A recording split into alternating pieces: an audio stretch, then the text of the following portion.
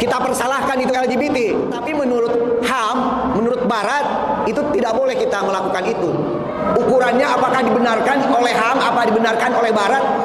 Bapak-bapaknya ngurus anak. Itu fakta hari ini. Anda adalah penceramah radikal.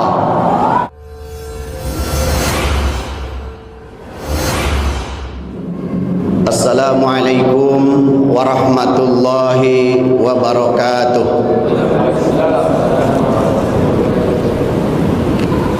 Alhamdulillah, alhamdulillahilladzi anzala ala abdihil kitaba wa lam yaj'al lahu 'iwaja qayyiman liyundhira ba'san shadidan min ladunhu wa yubashshiral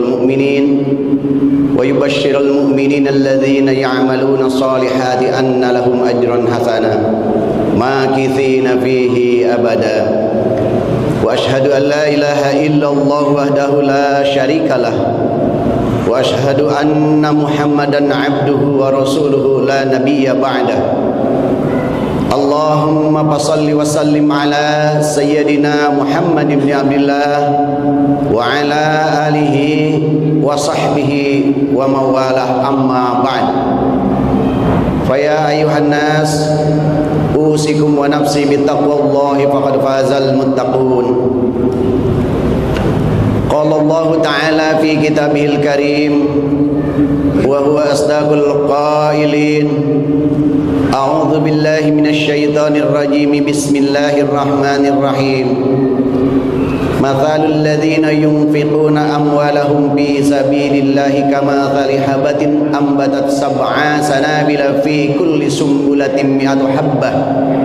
Wallahu yudha'ifu liman yasha'. Wallahu wasi'un 'alim. Perumpamaan orang-orang yang menginfakkan hartanya di jalan Allah ibarat satu benih yang menumbuhkan 7 tangkai, dan setiap tangkai ada 100 biji. Artinya dari satu butir itu Allah lipat gandakan menjadi 700. Jadi perumpamaan orang yang menginfakkan hartanya di jalan Allah ibarat seorang petani yang menanam satu biji di tanah yang subur, kemudian dari biji tersebut tumbuh 7 tangkai, dan setiap tangkai berbuah 100. Maka totalnya menjadi berapa? 700. Artinya apa? Allah melipat gandakan pahala. Ibarat seperti orang yang bercocok tanam tadi. Dari satu kebaikan Allah balas dengan 700 kali lipat. Wallahu yudha'ifu liman yasha.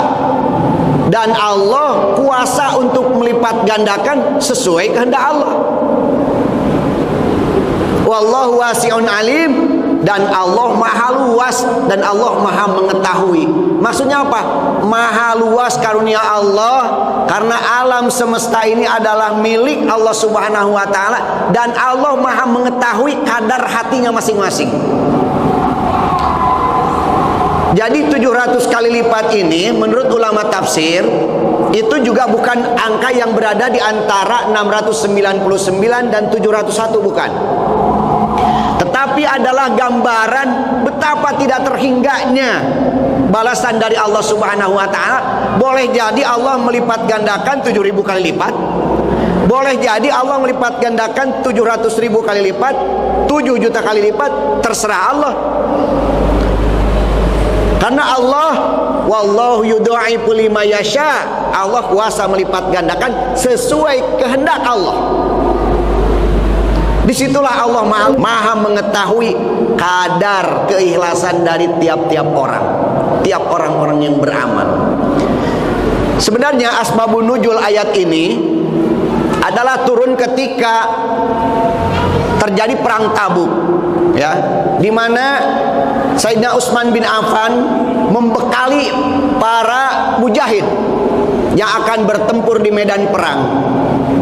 Kemudian disusul oleh Abdurrahman bin Auf waktu itu, di mana Abdurrahman bin Auf menafkahkan hartanya, yaitu sebanyak 4.000 dirham, dan beliau menyisakan 4.000 dirham untuk keluarganya.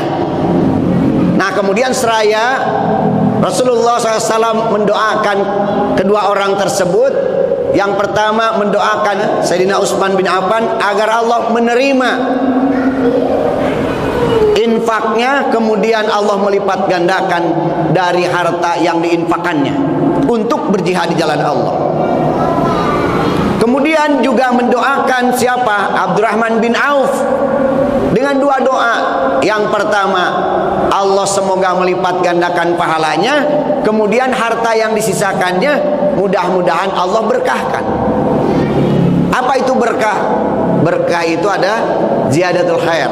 Jadi bertambah-tambah kebaikan dari harta yang tersisanya, mudah-mudahan ini tumbuh.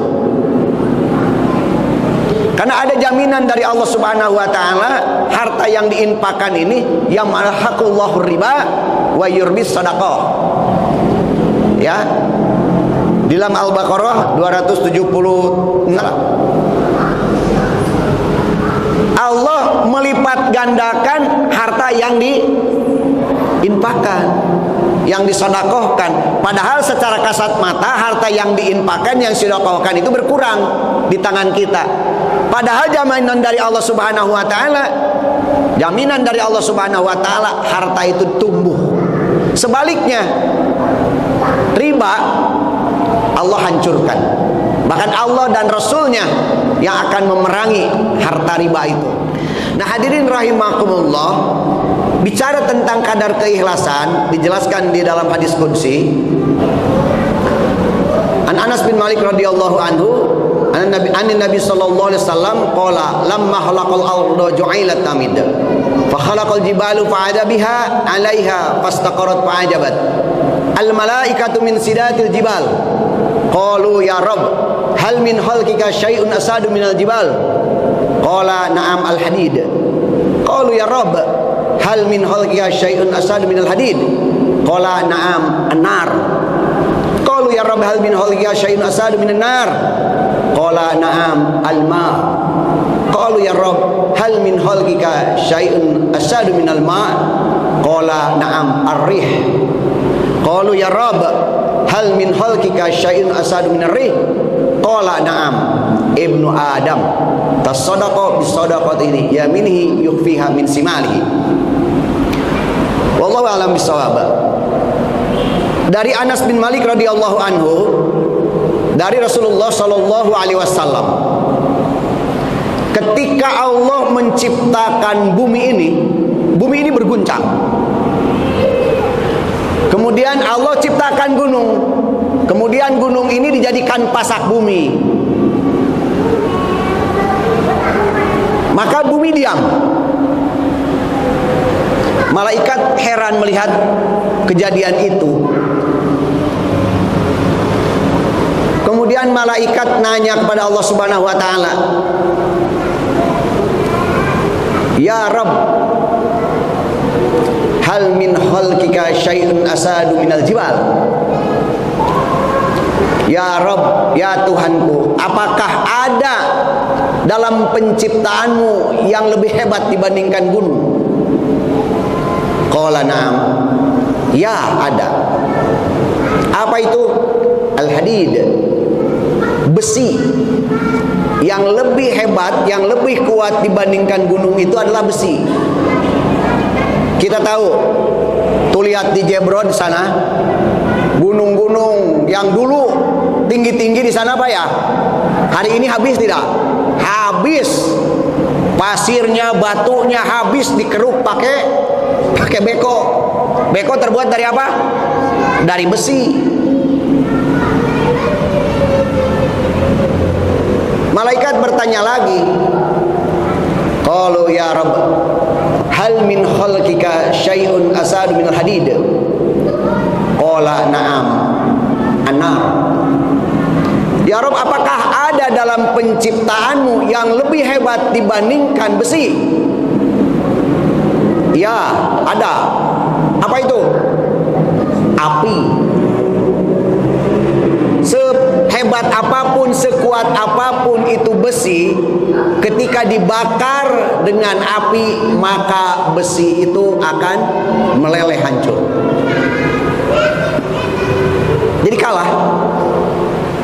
Tadi gunung kalah oleh besi, besi kalah oleh api. Malaikat bertanya lagi, qalu ya Rabb, hal min khalqika syai'un asadu minan nar? Qala na'am, al-ma. Ya Rabb, apakah ada dalam penciptaanmu yang lebih baik, yang lebih hebat, yang lebih kuat dibandingkan dengan api? Ya ada, yaitu air.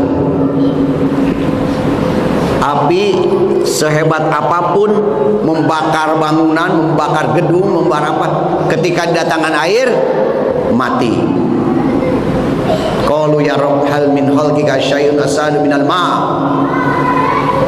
Ya Rabb, apakah ada dalam penciptaanmu yang lebih hebat dibandingkan dengan air? Qala na'am, ar-rih.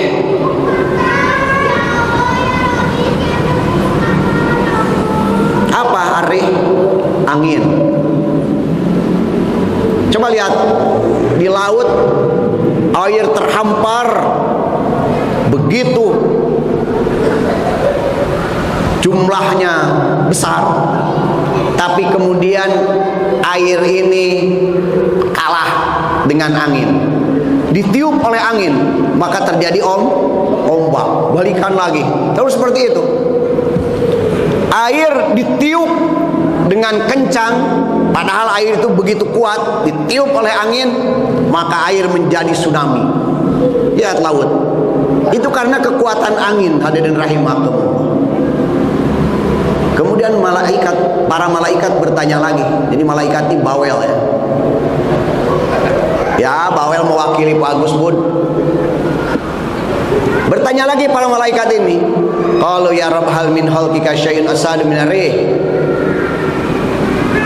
Ya Rabb, apakah ada dalam penciptaanmu yang lebih kuat dibandingkan dengan angin? Qala na'am, ibnu Adam, anak Adam. Anak Adam yang bagaimana? Tasaddaqa bisadaqatihi yamini yukhfiha min simalihi. Anak Adam yang apabila dia menginfakkan hartanya, tangan kanan memberinya, menginfakannya, tangan kirinya tidak tahu. Itu gambaran bagaimana sodakoh atau infak, ya, sodakoh yang ikhlas. Gambarannya seperti itu. Tidak dipertontonkan, tidak membuat orang yang diberinya malah sakit hati, tidak orang yang diberinya hilang martabatnya, hilang kewibawaannya di hadapan orang. Hati-hati bapak-bapak, kalau bisa para panitia santunan ini, panitia ini datangi ke rumahnya kalau mau memberikan sedekah. Bukan diseremonialkan, dikumpulkan mereka ini, orang-orang miskin, orang-orang janda, yatim, fakir, miskin, dikumpulkan, disuting, kemudian dipublikasikan. Iya kan? Hati-hati. Dia mau ke depan ini hatinya menangis sebenarnya. Karena di satu sisi dia bahagia menerima, tapi di satu sisi dia malu. Coba bapak-bapak pernah nggak berdiskusi dengan mereka? Ini harus kita lakukan. Yang terbaik itu kita panitia datang, siapa AB. Memang jauh capek, bahagia panitia itu kan banyak. Mungkin panitia itu kan tidak sendiri. Agar apa? Agar mereka marwahnya tidak hilang, martabatnya tidak direndahkan oleh kita. Memang panitia capek ya, resiko, kan ingin pahala. Kita ingin mendapatkan pahala, maksimalkan kita kerja. Jangan kita antri, diantrikan gitu. Ya giliran sedikit sih bisa ya, tapi giliran banyak ya repot juga. Kalau udah ribuan, seperti motong kurban ya, motong kurban. Ya kurban tuh kita biasalah kurban, panitia membagikan ke rumah-rumahnya, diantarkan. Jadi tidak kelihatan mana yang miskin, mana yang mampu. Karena kalau kurban kan biasanya tidak dibagikan kepada fakir miskin saja, semua warga kebagian. Nah itu nggak apa-apa, karena itu sedekah.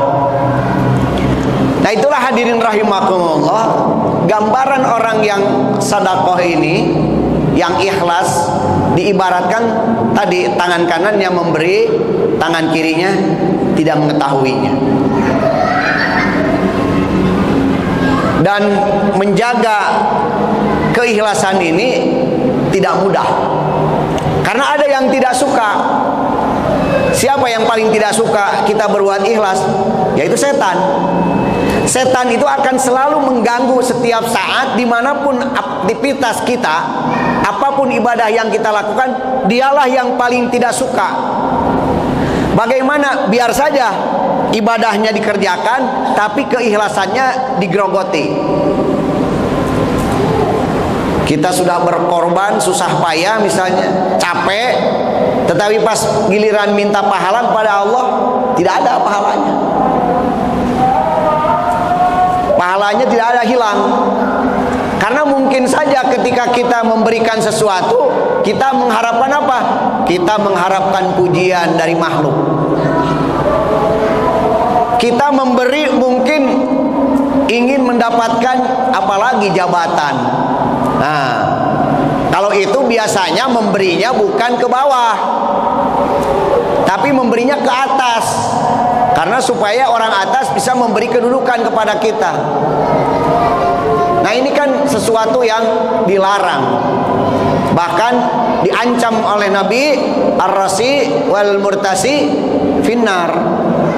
Jadi yang memberi dengan yang diberi itu sama-sama masuk neraka. Jadi hati-hati hari ini sudah menjadi seolah-olah budaya. Mau kerja di mana saja, mau jabatan apa saja, pasti itu diperjualbelikan. Pada saat kampanye ngomongnya tidak, saya tidak akan memperjualbelikan jabatan. Iya, setelah jadi dianya tidak. Yang memperjualbelikan jabatannya anak, yang memperjualbelikannya menantu, yang memperjualbelikannya bawahan, tapi duitnya anger di store-store juga pada komandan. Ya itu. Nah ini hadirin rahimakumullah, yang terjadi di zaman ini. Memang sulit Pak, hidup di zaman ini, di zaman Jababiro ini berat. Sekarang resikonya kita ngomong bener saja, ngomong bener, ukurannya bukan dalil Pak. Kita berbicara kebenarannya ini ukurannya bukan dalil hari ini. Padahal kalau kita berbicara tentang kebenaran, tentang hak, tentang batil, maka yang menjadi ukurannya adalah dalil. Sekarang bukan. Ukurannya apakah dibenarkan oleh HAM, apa dibenarkan oleh Barat? Ukurannya apakah dibenarkan oleh HAM, apa dibenarkan oleh Barat? Kan gitu. Sekarang kita berbicara tentang LGBT.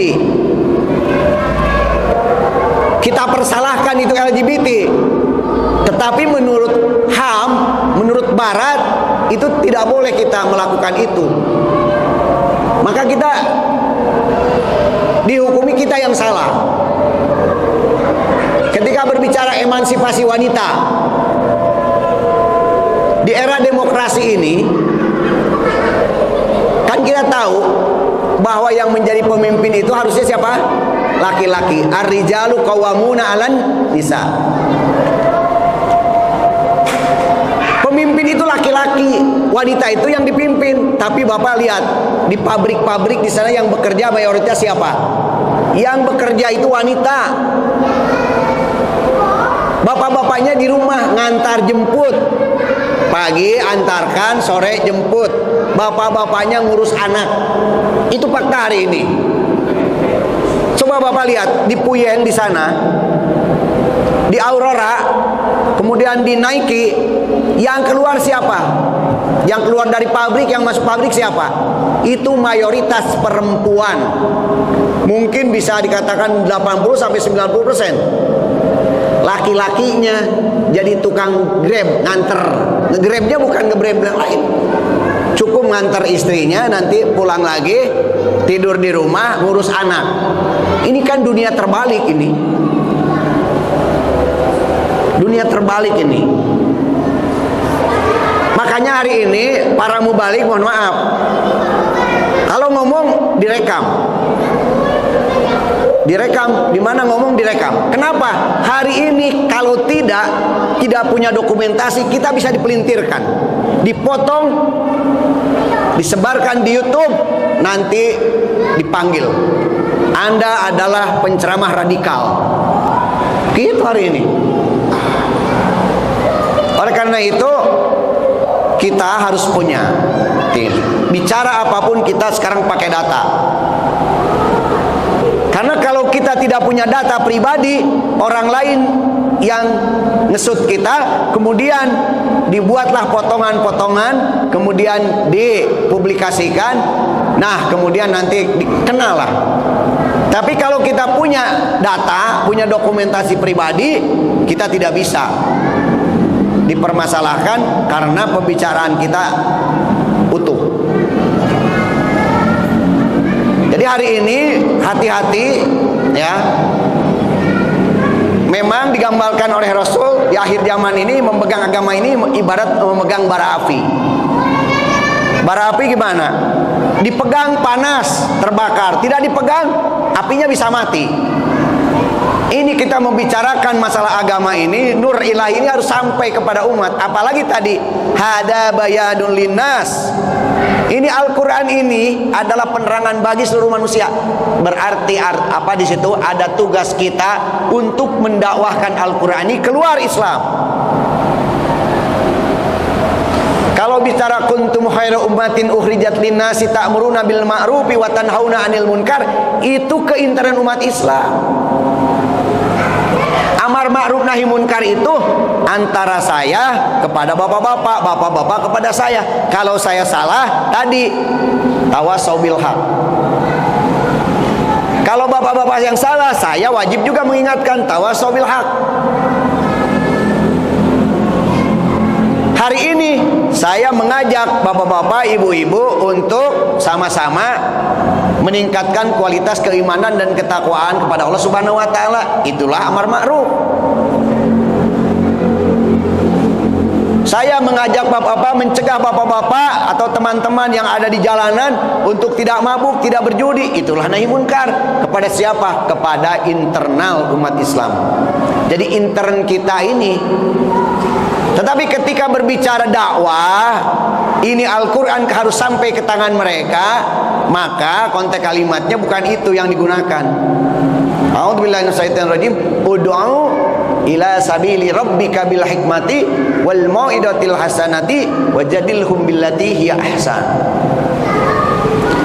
Jadi kewajiban kita ini mengajak mereka, menyeru mereka untuk ke jalan Allah. Jalan Allah itu apa? Jalan Allah itu adalah din, Islam, jalan yang hak. Panduannya adalah Al-Quran. Karena Al-Quran adalah sebagai pedoman hidup kita. Bagaimana mereka bisa tertarik dengan Islam kalau kita tidak juga mendakwahkan kepada mereka? Dakwahnya dengan cara apa? Yang paling utama adalah dakwah bil hal. Kita memberikan contoh, memberikan keteladanan bagaimana sikap seorang muslim yang baik di tengah-tengah masyarakat. Makanya ketika di Rusia, ketika ada orang yang memberi makanan kepada orang lain, ya, berbuat baik kepada orang lain, Anda mukmin? Kan gitu pertanyaannya. Ya. Kemudian ketika ada orang misalnya kakek-kakek mau nyebrang jalan, dituntun sama orang itu oleh seorang pemuda, ditanya, Anda mukmin ya? Iya. Kenapa? Karena orang-orang beriman ini, ya, orang-orang muslim ini memberikan keteladanan. Apa yang diperintahkan Allah dan Rasulnya diamalkan dalam kehidupan sehari-hari sehingga menjadi menarik Islam ini. itu hadirin rahimakumullah. Jadi Islam ini harus disampaikan dengan cara apa? Bil hikmah. Apa itu bil hikmah? Dengan ilmu. Ilmunya apa? Al-Quran dan As-Sunnah. Kemudian apa batasannya? Wajalilhum billatihi ahsan. Ketika kalian berdebat, harus berdebat berdasarkan Quran, berdasarkan hadis. Jadi jangan kemudian kita berargumen tentang keesaan Allah tapi tidak menggunakan dalil, ngawur kesananya. Akhirnya adu jotos kesananya.